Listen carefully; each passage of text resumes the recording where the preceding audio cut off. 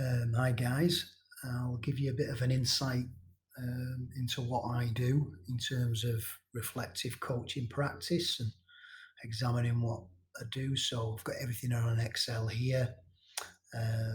Obviously, front cover. I've got a diary philosophy behind what I'm doing and descriptions of what I think will help me.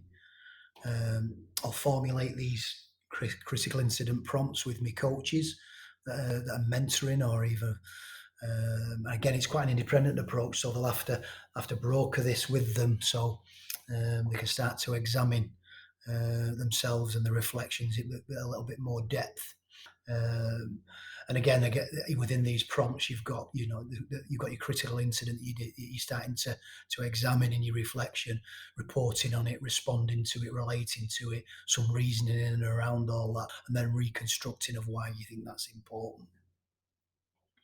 Then we've got the critical incident um, itself, and you role frame it, temporary framing, problem framing, valuing framing, parallel processes, and any value conflict that you might have within it all.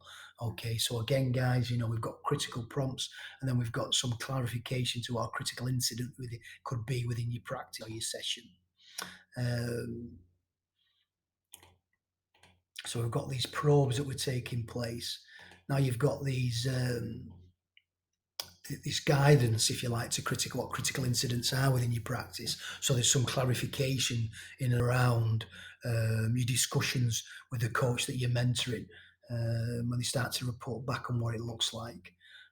So you've got lots of understanding in around what a critical incident is, some background to it, what it looks like, some clarification to it, managing the incident so it becomes really clear about how you're writing, and then a series of logs where they're allowed to, obviously record the session, the context they're working in, describe that, describe the coaching situation, describe the situation where they were effective and explain why. So we're looking at good things that we've done.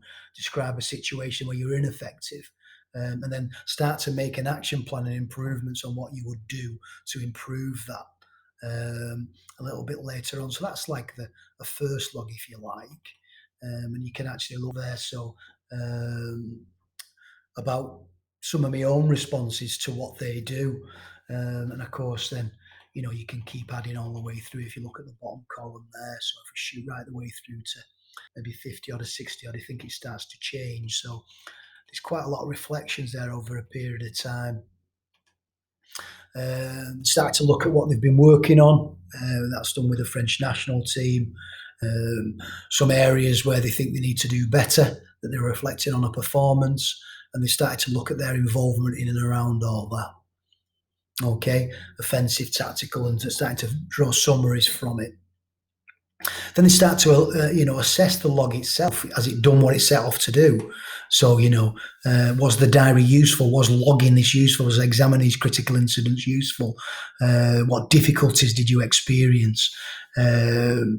What could make this diary approach more useful? And did you gain insights into your coaching and your performers and what you want to address?